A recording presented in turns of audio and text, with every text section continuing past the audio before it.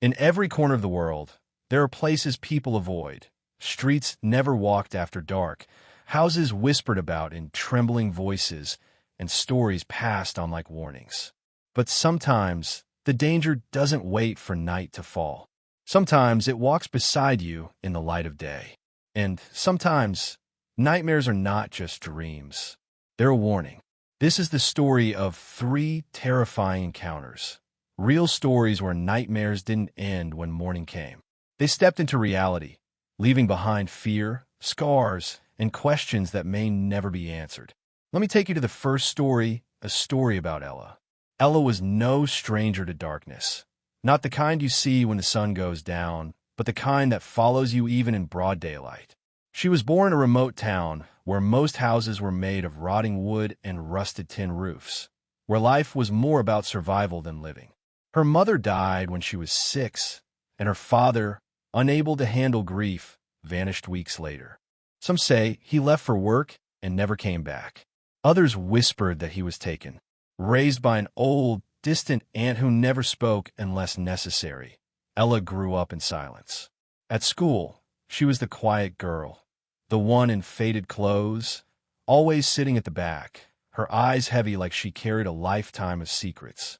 No one got too close, except for Mira, her childhood friend and the only light in her otherwise lonely world. Mira was the opposite, bubbly, bold, full of laughter. People liked Mira, and somehow, that made them a little more open to Ella. They would sit by the riverside every afternoon after school, skipping stones and talking about silly things like crushes and future dreams. It was the only time Ella felt like a normal girl. But beneath the laughter, there was always a weight pressing on her chest, like something unseen was waiting for her just around the corner. It started with the dreams. At first, they were vague. A shadow standing by her window, footsteps circling her bed, a cold hand brushing her cheek while she slept. She'd wake up gasping, drenched in sweat, but the room would be empty. The house was quiet. Her aunt was snoring in the other room. Everything was normal until it wasn't. One morning, Ella noticed muddy footprints leading from her window to her bed. She hadn't opened that window in weeks. She asked her aunt if she had been in her room, but the old woman just looked at her blankly and walked away. That same night, Mira texted her, "Did you have a bad dream again?" Ella stared at the message for a long time. How did Mira know? That weekend, they went to their usual riverside spot. Mira brought sweet potato chips and 2 bottles of soda. It was sunny, the river sparkled, and for a moment, Ella allowed herself to believe everything was fine. "You're not crazy, you know," Mira said quietly, tossing a pebble into the water. "I saw it too." Ella's blood ran cold. She hadn't told anyone about the dreams. Not even Mira.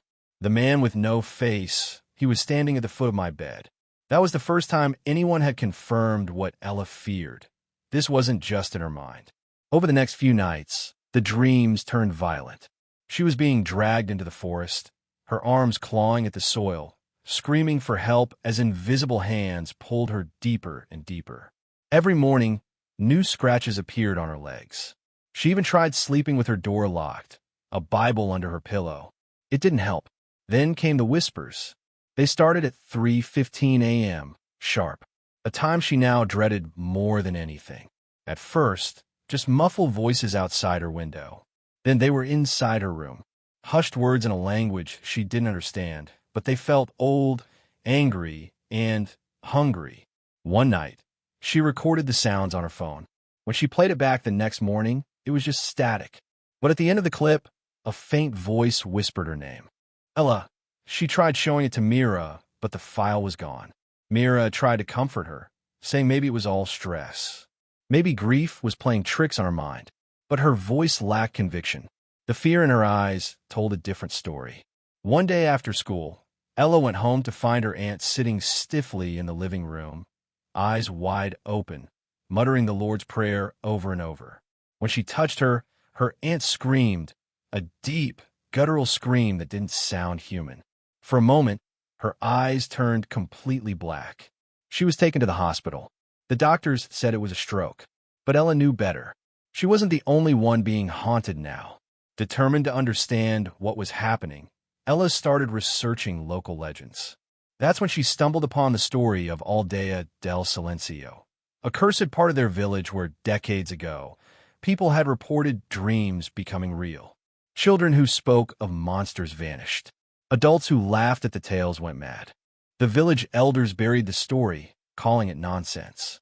But the pattern matched, and the final line chilled her to the bone. It starts with dreams, then whispers, then the taking. One night, Mira begged Ella to sleep over. She was scared too. They stayed up late, eating snacks, and pretending it was just another sleepover. But at exactly 3:15 a.m., the room went ice cold. The candle they lit flickered violently. The air turned thick. And then, the scratching began. From the inside of the closet, Mira grabbed Ella's hand. Neither of them dared to move. The scratching grew louder. Then a voice. "Let me in." It was Ella's voice. But she wasn't speaking. Frozen in fear, they watched as the closet door creaked open slowly. Nothing was inside, or so it seemed, until Mira looked down at the floor and whispered, "Ella, your shadow. It's not moving." Ella turned slowly. Her body was shaking uncontrollably. The shadow cast by the moonlight from the window was stretched unnaturally long, and it was twitching, not following her movements, breathing, watching. That was the last night Mira ever stayed with her. The next day, Mira stopped replying to messages. She didn't come to school. Her house was locked, and her parents said she had gone to stay with relatives. But Ella knew the truth. The nightmares had crossed over, and they weren't done yet. Because that night, as Ella lay in bed, staring at the ceiling, the whispers returned louder than ever. And this time, they said something new. Ella didn't sleep that night. She just lay there, eyes wide open, frozen in fear. The whispers had stopped after those final words, "You're next," but the silence that followed was worse. It felt heavy, like the air itself was waiting. Morning came slowly. Pale light crept through the window, but it brought no comfort. The house was colder than usual. Still, her aunt never returned from the hospital. Ella wasn't allowed to visit. They said she was in a delicate mental state. But deep down, Ella knew her aunt had seen something that shattered her mind. That afternoon, Ella wandered back to the riverbank, the place where she and Mira used to sit together. The water flowed as it always had, uncaring, untouched. But Mira was gone. No reply to messages. No trace at school. It was like she had been wiped away from reality, replaced by silence and whispers. Ella sat under the old mango tree, her body numb, her thoughts spiraling. That's when she heard it, a soft splash from the water. She turned, and what she saw should have scared her. But oddly, it didn't. A figure was half submerged in the river, its skin a strange greenish hue, hair like seaweed clinging to its head, and eyes that glowed softly, like underwater pearls. It wasn't human. Not quite, but not monstrous either. Just different. It didn't speak, not with words. It simply stared at her. And somehow, Ella understood. She wasn't crazy. She wasn't alone. And this, whatever was happening to her, it had roots deeper than dreams. The figure slowly submerged and disappeared without a ripple. That night, Ella searched her aunt's bedroom, hoping for answers. She found an old wooden box hidden under the bed, wrapped in tattered cloth. Inside were faded photos, worn-out prayer books, and a small, strange object, a smooth white kabibi, etched with symbols she didn't recognize. The moment she touched it, a flash of heat shot up her arm. Then a whisper, not like the others. This one was different, calmer, familiar. It runs in her blood. She stumbled backward, heart racing. But somehow, she couldn't let go of the kabibi. It pulsed faintly in her hand like a heartbeat. That night, her dreams changed. No longer was she being chased. Instead, she stood in a forest, ancient and thick with fog. A man in a long brown robe approached her. His face was weathered, eyes deep and knowing. He held a crooked staff, and around his neck hung a pouch filled with dried herbs and tiny bones. An albulario. He spoke in riddles. "You are the key, child. Your blood remembers what your mind has forgotten." Ella wanted to ask what that meant, but the forest twisted and vanished before she could speak. The next day, an old woman knocked on her door. Her name was Lola Mitting, a healer known in the nearby barangay. She walked with a limp, her back hunched, but her eyes, sharp and glowing, looked straight through Ella. "I heard your dreams have begun," she said softly. Ella was speechless. She hadn't told anyone, not since Mira disappeared. "You're not the first, Apo," the old woman continued, "and you won't be the last. Your mother tried to stop it, but she failed. Now it's your turn."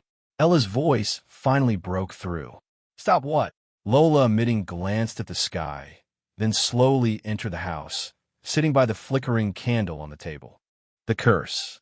She spoke of a forgotten war, a battle between an old Datu and a tribe of Aswangs who once ruled the region with blood and fear. The Datu sealed them beneath the earth using a sacred object, Ong Mutiang Bugha. It was a shell, pure and smooth, infused with the power of light and ancient prayers.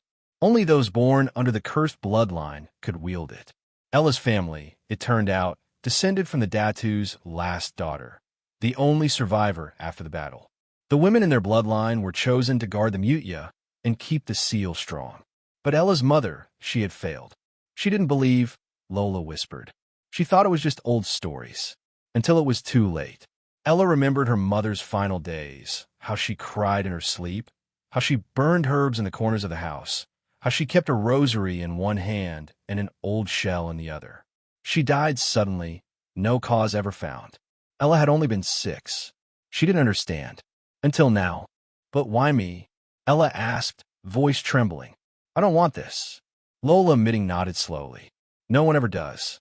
But the Aswangs, they're awakening. The seal is weakening. And they've marked you." That explained the whispers, the dreams, the shadow that didn't move. Lola opened a pouch and sprinkled some ashes onto Ella's table, then lit them with a match. A faint blue flame danced. From the flame, a shape emerged, twisting, dark, monstrous. Its eyes red, its wings leathery, its mouth stretched far too wide. "The one chasing you is Limb, the eldest of the cursed. He seeks the Mutia to destroy the seal and unleash his kin." Ella stared at the kabibi in her hand. It shimmered faintly. This is the Mutia?" Lola nodded. "Half of it. The other half lies where your mother hid it before she died. You must find it. You must restore it, or everything will be lost." Ella didn't know how to feel. She was just a girl. A poor girl. Alone. No parents. No friends left. Why her? Lola placed a hand on her shoulder. "You're stronger than you think, but you need training. The Aswangs are already watching. Your nightmares will only grow." And so the training began. Every day after school, Ella visited Lola's tiny kubo in the hills. She learned ancient prayers, how to draw protective sigils with salt and ash, how to listen with her spirit instead of her ears. She was taught to walk silently, to sense the difference between normal wind and whispers that carried danger. The kabibi grew warmer in her pocket each day, pulsing like a second heart. But the training was slow, difficult. Ella straged. The fear never left her. And then, another crack in her world. Her school announced that Mira had officially transferred. No reason. No forwarding address. Just gone. That night, Ella dreamed of her again. Mira stood at the edge of a cliff, her skin pale, her eyes blank. Shadows coiled around her feet. "Ella," she whispered, "don't trust them all." The next day, during training, Ella told Lola about the dream. The old woman's face darkened. "Not all spirits are what they seem. Some use the faces of those we love." Ella's heart sank. Could Mira be one of them now? Later that evening, Ella returned home to find her room ransacked. Books torn, salt circle broken, the Mutia still safe in her pouch, but barely glowing. Then she noticed it, scratched on her window, a message written backward, "We are coming." She turned quickly to her shadow on the floor. It was moving again, but this time it was smiling. Ella sat alone in her dimly lit room, the kabibi Mutia warm against her palm. The small glow it gave off was a faint reminder of the heavy weight she carried. Outside, the wind whispered through the trees, but inside, her heart was a storm of confusion and pain. She couldn't stop thinking about what Lola Midding had said, that her own family had failed her, that her mother's death wasn't just sickness or accident, but a consequence of secrets long buried. the betrayal of blood. It gnawed at her, twisting her thoughts into knots she couldn't unravel. Her father had left when she was just a child, disappearing without a trace. And now she was beginning to understand why. Not just because he was weak or scared, but because he knew too much. He knew about the curse, about the Aswangs lurking in the shadows. He had chosen to abandon her rather than face the darkness. The idea hurt worse than any nightmare. How could the man who was supposed to protect her just vanish? How could her own blood run away when she needed it most? But even as doubt and anger churned inside her, a growing sense of responsibility settled deeper in her bones. This wasn't just about her family. It was about the whole village, the people who slept peacefully unaware of the evil creeping closer each night. Ella thought of Mira, her lost friend. Was she really gone? Or was she another pawn of the Aswangs, trapped between worlds? The thought made her shiver. That night, as she lay beneath the thin blanket, she felt eyes watching her. Not from the window, but from the darkness just beyond the reach of her small lamp. The shadows moved strangely, almost alive. Suddenly, a soft tapping came from the window pane. Ella froze, her breath caught in her throat. Slowly, she turned toward the sound. Nothing was there. But then, a voice, a whisper, called her name. It was faint and distant, yet unmistakably real. Ella, her heart raced. She wanted to run, but her legs felt heavy. The voice grew louder, but no one appeared. The next morning, she told Lola Mitting what happened. The old woman nodded knowingly. They test you. They know you carry the mutia. The Aswangs are not just monsters. They're cunning. They send shadows and whispers to weaken your spirit, to make you doubt your strength. Ella clenched her fists. How do I fight something I can't see? Something that haunts my every step? Lola placed the glowing kabibi in her hands. With this, and with your courage. But you must be careful. Not all who offer help are friends. Some are the faces of loved ones, as you saw in your dream with Mira. Days turned into weeks, and Ella's life became a tightrope between the ordinary and the supernatural. At school, she tried to act normal, but the weight of her secret pressed down harder every day. The eyes of classmates sometimes seemed to linger a little too long, like they sensed something she could not explain. One afternoon, on her way home, Ella felt the presence again. Something followed her, slipping between shadows.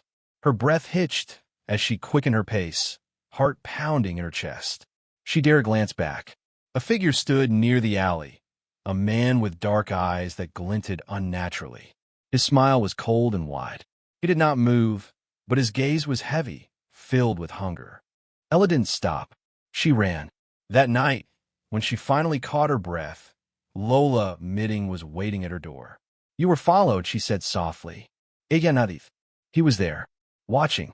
I don't know what he wants. The Aswangs seek the mutia, Ella. If they get it, they will break the seal. The darkness will flood this world. Ella's hands trembled. But I'm just a girl. What if I fail? What if I lose everything? Lola's eyes softened. That fear means you are still human. But you must learn to stand beyond it. Training became harsher. Lola taught her to move silently, to listen not just with ears, but with heart.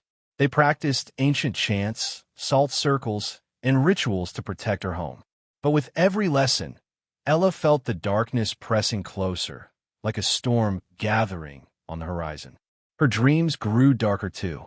She saw herself standing alone in a burning field, shadows clawing at her feet. The mutia glowing in her hand, flickering like a dying star. She woke in cold sweat, tears streaming down her face. One morning, a letter arrived at her doorstep. No return address. The paper was yellowed and brittle, the ink smeared. It read only, "You cannot hide from your blood. The Aswangs remember." Ella's breath caught. The handwriting was unfamiliar, but the threat was clear. She showed the letter to Lola, who frowned deeply. They are not just after the mutia.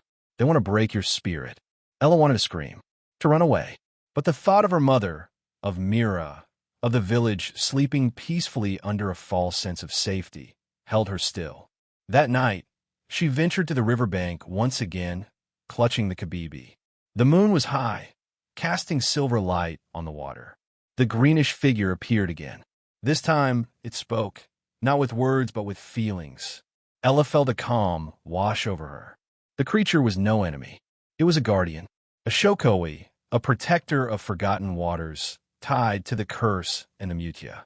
It showed her visions, glimpses of the past, when the Datu fought the Aswangs, sealing them away with the power of the mutia.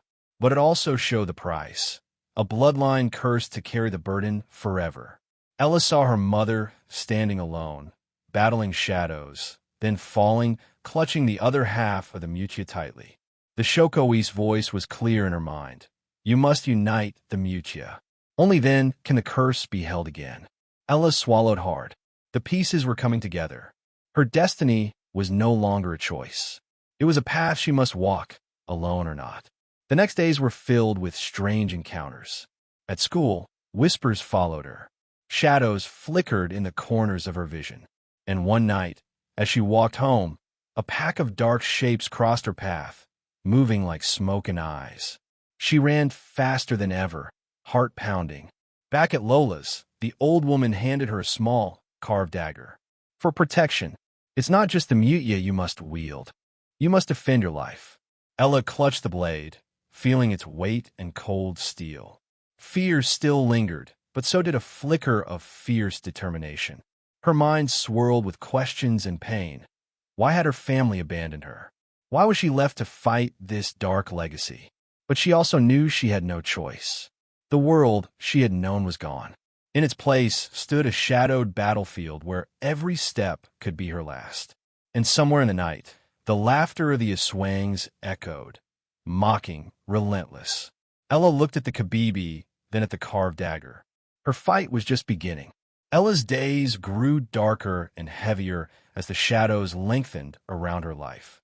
The Aswang's presence was no longer just whispers in the wind or fleeting glimpses in the corner of her eye. Now they moved with purpose, hunting, searching, preparing. The village, once peaceful and unaware, began to sense a growing unease. Livestock vanished without trace. Strange howls pierced the night, and the very air seemed thick with dread. Ella could feel it too. Every morning, when the sun rose, she braced herself for the darkness that would follow. Her dreams were restless, haunted by visions of looming danger and faces twisted in malice. The mutia, still glowing faintly in her hand, was her only beacon, yet even its light seemed to dim under the weight of what was coming. Her only comfort was Mira, her closest friend, who despite everything stayed by her side. Myra's laughter was rare but precious, a fragile thread holding the fraying edges of Ella's courage. Together, they trained under Lola Midding's watchful eye, learning to move silently, to read signs unseen, and to summon strength from deep within. But doubts plagued them both. Could they really stand against an ancient evil? Could they protect their loved ones if the curse's full force was unleashed? One evening, as the village prepared for nightfall, a chill wind swept through the streets. The usual sounds of children playing and families talking were replaced by a heavy silence. Even the animals seemed unsettled, their eyes wide and restless. Ella and Mira sat by the small fire outside Ella's home, the mutia resting between them like a fragile promise. The carved dagger lay nearby, its cold steel catching the flickering flames. I feel it, Mira said quietly, breaking the silence. They're getting stronger. We can't wait much longer. Ella nodded, her hands tightening around the mutia. I see the shadows everywhere. Last night, I heard them outside the window, watching, waiting. Lola Midding approached slowly, her expression grave. They prepare to break the seal. The Aswangs grow bold because they know the time is near. Ella's heart sank. What does that mean for us? The curse will be unleashed. The darkness will flood the land, and the balance we've held for generations will shatter. Lola's voice was heavy with the weight of history. Only the mutia's full power can stop them, but requires unity and sacrifice. That night, as Ella lay awake, she felt the mutia pulse faintly in her hand. It was as if the shell itself whispered warnings she couldn't yet understand. Shadows flickered at the edges of her vision, stretching closer with every passing moment. Days later, strange marks appeared on the trees near the village, deep claw scratches that glowed faintly under the moonlight. Villagers spoke in hushed tones of strange figures moving through the forests, their eyes gleaming like embers. Fear grew like wildfire, spreading through every home. Ella and Mira ventured deeper into the woods, seeking answers from the ancient spirits Lola had spoken of. The Shokoi appeared again at the riverbank, silent but watchful, its eyes reflecting the growing darkness. It offered no words but guided Ella's hand to a hidden place beneath the water, where an ancient stone altar lay covered in moss and forgotten history.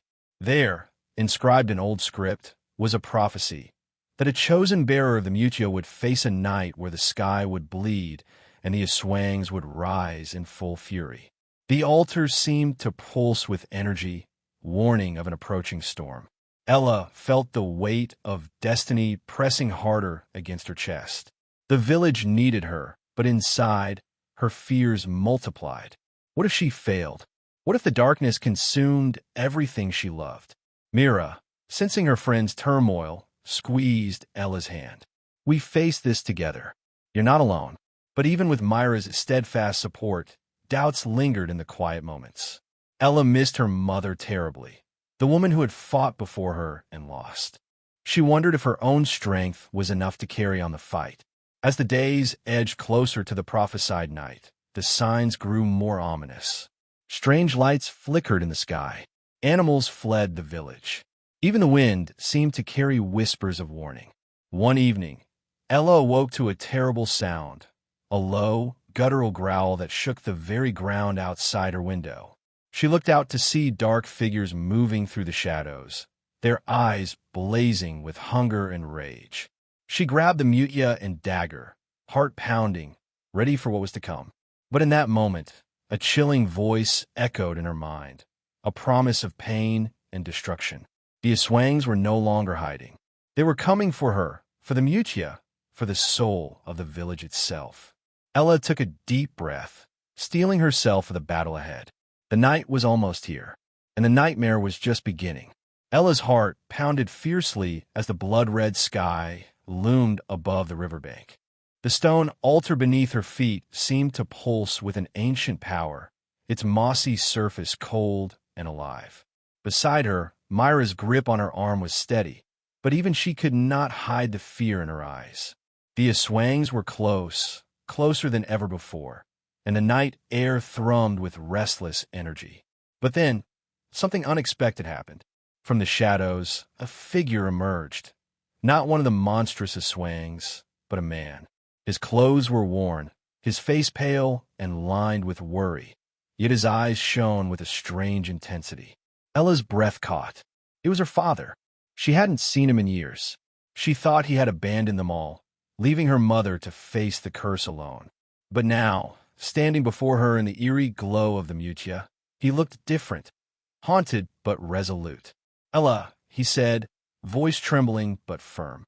"I've come back because the battle is far from over. There are things you don't know, things I was forced to hide." Ella's mind raced. Was this a trick? A trap? But she saw no malice in his eyes, only the burden of painful truths. He explained that long ago, their family had made a pact, not just to protect the village, but to guard a secret deeper than any curse. The Aswangs, he said, were only one part of a darker force, a shadow that had grown stronger through betrayal and bloodshed. "The curse you fight," he said, "is tied to the soul of our bloodline. But there's more, a hidden enemy among us. Someone who walks with us in daylight, but serves the darkness." Ella's world tilted. Could someone she trusted really be a traitor? Before she could speak, Mira gasped. From the edge of the trees, a familiar silhouette appeared. It was one of their closest neighbors, a kind woman known for her generosity and warm smile. But now, her eyes glowed red, and her shadow twisted unnaturally. "Lola, my young?" Ella whispered in disbelief. The woman smiled, a cold, cruel smile. "You never guessed, did you? The curse runs deeper than your mutia, and I've waited a long time to claim what is mine." Ella's father stepped forward. She was one of the Aswang's spies, feeding them secrets for years. The village's suffering is partly her doing. Betrayal stung sharper than any wound. How could someone so close turn against them? How many lies had hidden in plain sight? Ella felt her resolve harden. If the enemy was within, their fight would be even more perilous. Suddenly, the ground trembled. From the river, the Shokoi rose again, its expression grave. The balance is breaking. It warned silently through visions in Ella's mind. The Mutia's power is incomplete. Without the other half, the seal cannot hold. Ella clenched the glowing shell tighter. She realized her mother's Mutia, the other half, was still missing, somewhere lost in the shadows. The betrayal, the half-lost Mutia, the traitor in their midst, it was more than she had imagined. Her fight was no longer just about survival. It was about uncovering secrets that threatened to consume everything she loved. As Lola Mayung advanced, her eyes blazing with dark power, Ella and Mira readied themselves. The village's fate, their family's legacy, and the future of the night itself all rested on a knife's edge. And in the silence before the storm, Ella understood that sometimes the greatest danger came not from monsters outside, but from those who smiled beside you in the light. Ella stood rooted in the fog-shrouded clearing, the glowing Kabibi Mutia pulsating steadily in her hand. Her breath came fast, the cold night air biting at her skin, but her heart burned with a fierce determination she had never known before. Mira stood beside her, dagger ready, eyes sharp and unwavering. Before them, the traitor, Lola Mayung, stepped forward, her red eyes glowing like coals in the darkness, a cruel smile twisting her lips. "I've waited long for this moment," Lola Mayung hissed, her voice like the rasp of dry leaves. "You think you can stop what's already begun? The darkness will consume everything. Even your precious Mutia won't save you." Ella's father watched anxiously from the edge of the clearing, his pale face etched with worry and regret. The Shokoi spirit's faint glow shimmered from the river behind them, its silent presence a reminder of the ancient powers at stake. Ella lifted the Mutia higher. Its soft light spread warmth in the cold night, pushing back the shadows just enough to reveal the twisted trees circling them like silent sentinels. The air thickened with tension. The earth itself seemed to hold its breath. "Your betrayal won't break us," Ella said, voice steady despite the storm raging inside her. "This Mutia is more than just a shell. It's our family's hope, the last light against the darkness you serve." Lola Mayung laughed, a cold, hollow sound. "Hope?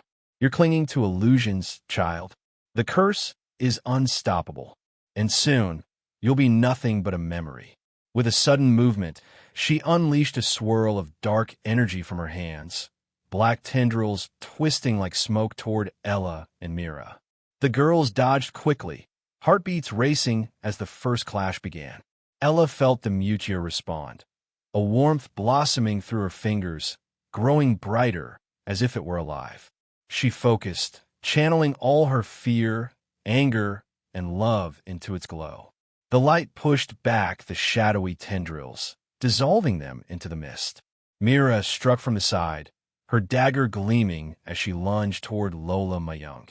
But the woman moved with unnatural speed, dodging and retaliating with bursts of dark magic that sent the ground cracking and splintering beneath their feet. Ella's father stepped forward then, his voice breaking through the chaos. "Ella, remember what I told you. There's more to the Mutia's power. It's not complete. You need the other half." Ella's heart sank. The missing Mutia her mother once held, the other half, was the key. Without it, they couldn't seal the curse for good. Suddenly, the Mutia in her hand split with a sharp, glowing crack, a thin line appearing down its center. A beam of pale light shot upward, casting the clearing in ethereal silver.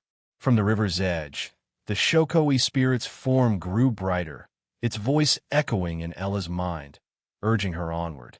"Seek the other half. Only united can the darkness be defeated." Lola Mayung snarled, sensing her power weaken. She advanced, the red glow in her eyes flaring with desperation. Ella felt the weight of her family's legacy press upon her, the sacrifices of those who came before fueling her resolve. She darted forward, dodging another blast of dark energy, and thrust the glowing Mutia toward the ground. The earth trembled, roots twisting and glowing with ancient power. The Kabibi's light reached deep into the soil, stirring something buried for centuries. From beneath the earth, a second Mutia surfaced, dull and covered in dirt, but unmistakably the other half. Ella grabbed it, feeling the warmth spread through her hands as the two shells fused together, their glow intensifying until it bathed the clearing in brilliant light. Lola Mayung screamed, shielding her eyes. The darkness that had cloaked her now retreated, crackling like a flame caught in a sudden wind. Ella raised the combined Mutia high. Its radiant energy shot like lightning toward Lola Mayung, surrounding her in a cage of shimmering light. The traitor struggled, her dark magic faltering, eyes wide with disbelief. "No," she shouted. "You can't stop this. The curse is eternal." But the Mutia's light only grew stronger, pushing deeper into the shadows that clung to her soul. With a final scream, Lola Mayung vanished into a cloud of dark smoke, her power broken, at least for now. The clearing fell silent. Ella dropped to her knees, breathing heavily, the glow of the Mutia fading into a gentle pulse. Mira rushed to her side, relief shining in her eyes. Her father approached slowly, placing a trembling hand on Ella's shoulder. "You did it," he said softly. "You broke the curse's hold for now." Ella looked up at the sky, where the blood-red clouds had begun to clear, revealing the first stars of dawn. But even in the light, a cold shiver ran down her spine. The battle was won, but the war was far from over. From the edge of the forest, a pair of glowing eyes watched silently. Eyes not belonging to Lola Mayung, but to something older, more powerful. The Mutia's light had weakened the curse, but it had also awakened something darker. Ella knew the true test was yet to come, and as the morning sun broke through the trees, she whispered a silent vow. No matter what shadows waited ahead, she would face them and protect her village with everything she had. Because some nightmares never truly end. They only wait for the right moment to return. After the clash that shattered the darkness and sent Lola Mayung fleeing into the shadows, the village slowly began to breathe again. The oppressive weight that had lingered for so long seemed to lift, if only a little. Ella and Mira returned home, their bodies weary, but their spirits stronger than ever. Ella's father, once distant and haunted, finally began to share the stories of their ancestors, tales of bravery, sacrifice, and the curse that had tied their family to the night's shadows. He explained how the Mutia had been their family's protection, but also a great responsibility passed down through generations. It was never just about fighting monsters, he said softly one evening as they sat by the fire. It's about remembering who we are and the promises we made to protect others. The curse was a test of that promise. Ella listened carefully, feeling the heavy but proud legacy settle on her shoulders. She realized that her struggles were part of something bigger, a chain of hope and pain that stretched back through time. Days passed, and the village started to heal. Crops grew again, laughter returned to the streets, and the rivers sparkled under the sun's warmth. Yet, Ella knew the shadows were not gone forever. The glowing eyes she had seen in the forest reminded her that some darkness waits patiently, biding its time. Mira stayed close, their friendship deepened by trials faced together. They spent afternoons training, practicing with the Mutia's light, and learning from the stories Ella's father shared. They knew that peace was fragile and their vigilance must remain. One quiet evening, as the sun dipped low, Ella visited the stone altar by the river. She held the fused Mutia in her hands, its gentle glow lighting her face. The Mutia was no longer just a family heirloom. It had become a symbol of her journey, of fear faced, betrayal uncovered, and courage found. Ella whispered a prayer, not just for protection, but for the strength to keep walking forward, no matter what darkness lay ahead. Her father joined her, his voice calm but filled with hope. You have done well, Ella. This is only the beginning. The Mucia's power will guide you, but your heart will lead the way. Ella smiled softly, feeling a peace she hadn't known before. The village was safe for now. Her family was whole again, and she had found her place within the legacy she once feared. As the stars began to twinkle above, a gentle breeze carried a soft voice, almost a whisper, through the trees. It was not a threat, but a promise, a reminder that light and shadow are forever entwined. Ella looked up at the sky, her eyes steady and bright. I'm ready, she said quietly. Whatever comes next, I will face it. And with that, the night embraced her, not as a time of fear, but as a space for new stories to begin. Because in every shadow, there is a light waiting to be found. The end.